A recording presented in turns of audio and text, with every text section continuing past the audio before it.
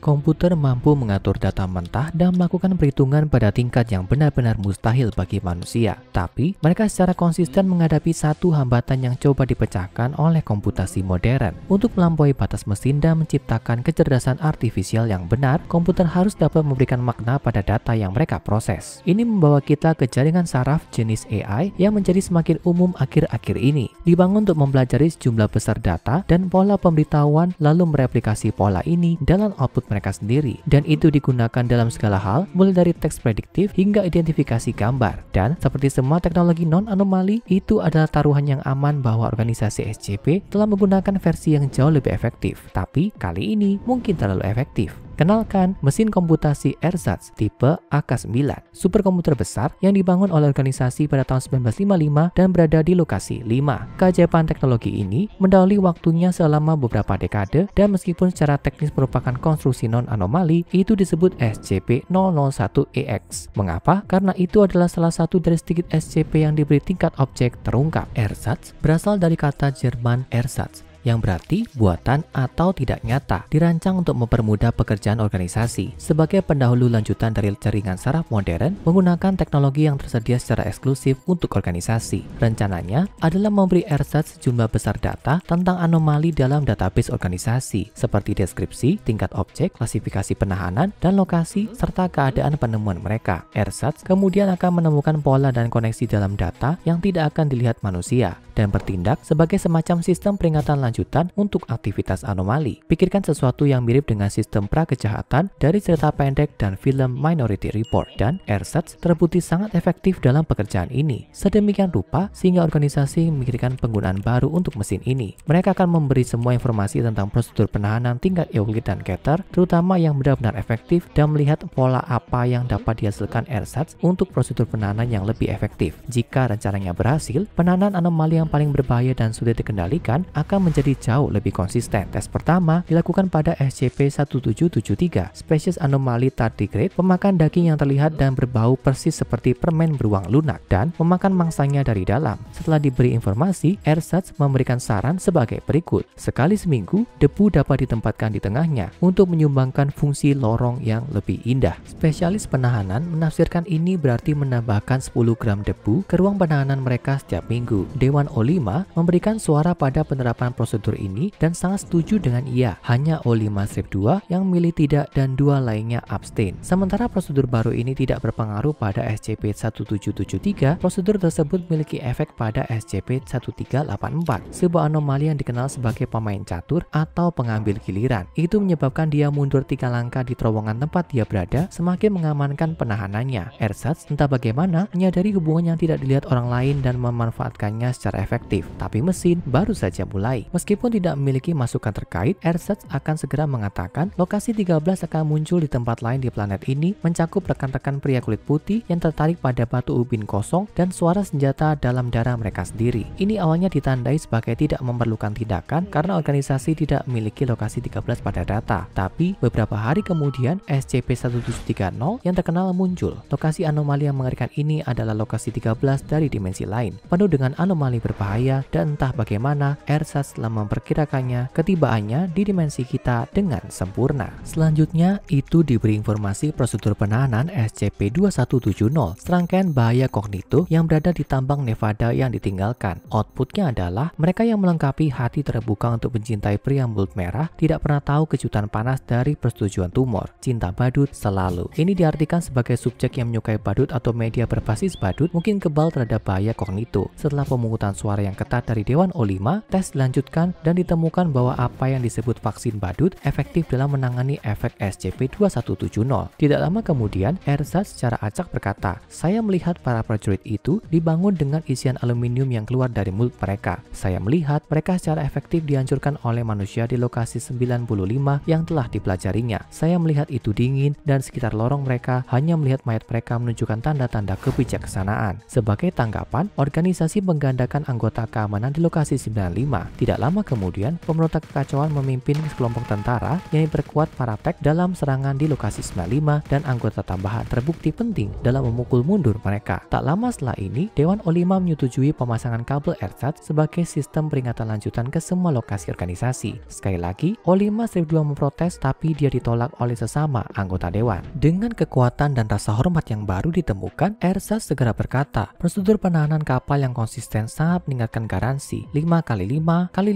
tempat subjek di dalamnya, nilai lain juga yang aman. Sebagai tanggapan, organisasi mengubah sejumlah dimensi sel untuk anomali bermasalah menjadi 5x5x5. Dalam 3 bulan, mereka menemukan bahwa aktivitas berbahaya seperti upaya kelolosan tahanan telah menurun tajam. Ersatz terbukti sangat efektif tapi juga mulai melakukan tindakan yang menunjukkan tingkat pemikiran dan bahkan kepribadian tertentu. Misalnya, dia menemukan SCP-1459, mesin derek keterampilan supranatural yang membunuh anjing kecil sangat tidak menyenangkan. Tanggapannya terhadap mesin itu hanya anak nakal diikuti oleh kata-kata jangan berhenti berulang ratusan kali. Namun, eksentrisitas ini tidak menghentikan ersatz untuk menjadi sangat baik dalam pekerjaannya. Misalnya, memprediksi kelolosan tahanan dari SCP-3199 kera burung dan merekomendasikan membanjiri ruangannya untuk menginduksi keadaan inert. Kata-kata ersatz adalah semua ruang bawah tanah adalah untuk dibanjiri dengan air berulang-ulang. Ini karena akan menahan ovulasi kera burung. Mereka menjadi anak yang baik. Jadikan mereka anak yang baik segera. Ini terbukti efektif dan mencegah kelolosan. Kemampuan analitis ersatz benar-benar tampak tiada duanya. Meskipun beberapa metodenya mulai menimbulkan masalah etika. Misalnya, SCP-2717, gumbalan jaringan hewan raksasa yang hidup yang dikenal sebagai fatberg yang terdapat di dalam sistem saluran pembuangan. Ersatz akhirnya merekomendasikan memberi makan 6 tingkat D kepada makhluk itu agar tetap bertahan. Sementara komite etik organisasi menyampaikan beberapa kekhawatiran rencana tersebut tetap berjalan dan terbukti berhasil. Setelah peristiwa ini, ersatz mulai melihat komite etik sebagai ancaman terhadap misinya. Itu mulai merilis rangkaian pernyataan aneh tanpa masukan, menuntut kematian kucing yang kejam, yang kemudian disebut sebagai kucing etis. Arti sebenarnya dari ini segera terungkap. Kucing etis adalah komite etik dan ersatz ingin mereka mati. Tapi mengapa semua simbolisme kucing? Organisasi segera menemukan jawaban untuk ini juga. Nama lengkap mesin ini adalah mesin komputasi ersatz tipe AK-9,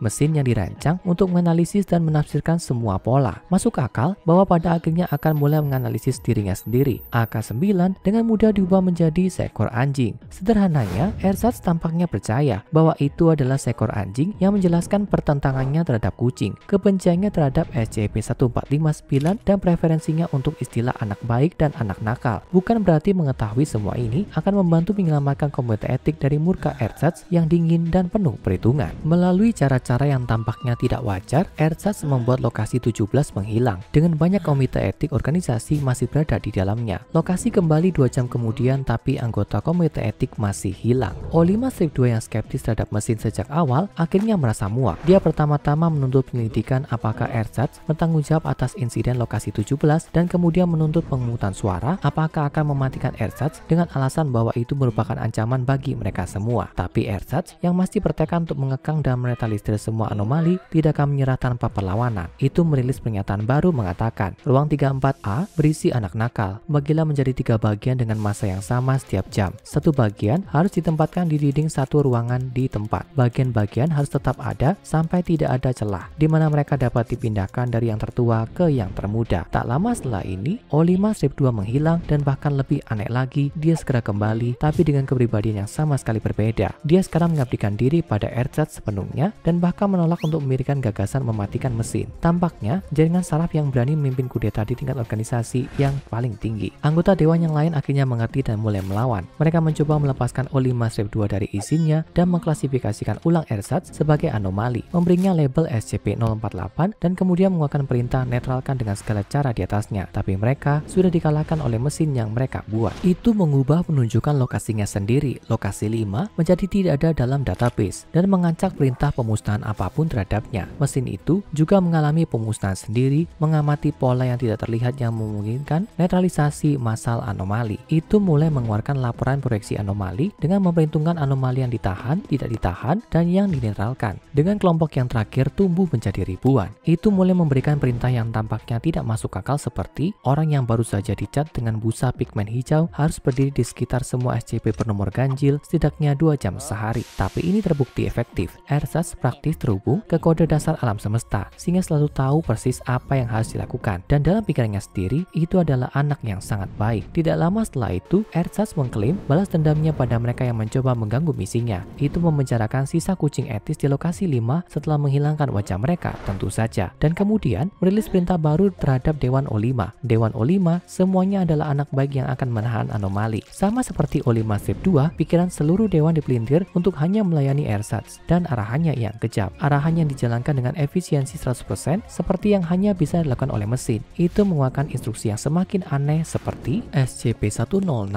datang dalam kontak fisik dengan satu perempuan tatapan Asiatik dewasa dan kemudian diperdengarkan rekaman audio cerita favoritnya. Pada setiap 2 menit paparan, permen kayu manis merah akan mulai bermanifestasi di dalam zona penahanan. Terus lakukan ini berturut-turut dan ancaman yang ditimbulkan oleh SCP-106 akan berhenti. Dan resep Coca-Cola dan semua pesaing tiruan harus direvisi untuk memasukkan sejumlah kecil darah dari seorang wanita remaja tanpa pengalaman seksual sebelumnya. Meskipun umur normal seorang manusia bisa terasa hebat, jangan khawatir tentang itu. Tapi prosedur baru ini akan selalu berhasil karena anomali yang dinetralkan naik ke puluhan ribu dan akhirnya melampaui angka 100.000. Ersatz mengamati pola pada tingkat yang benar-benar universal dan membuat penyesuaian holistik yang pasti akan menyebabkan tingkat aktivitas anomali terus menurun. Ersatz lebih efektif daripada organisasi yang pernah ada, tapi motifnya mungkin lebih dekat dengan koalisi gaib global dengan tujuan akhir membersihkan dunia dari semua anomali. Dan ketika Ersatz melanjutkan tanpa perlawanan, tujuan ini akhirnya tercapai. Pada akhirnya, Dewan O5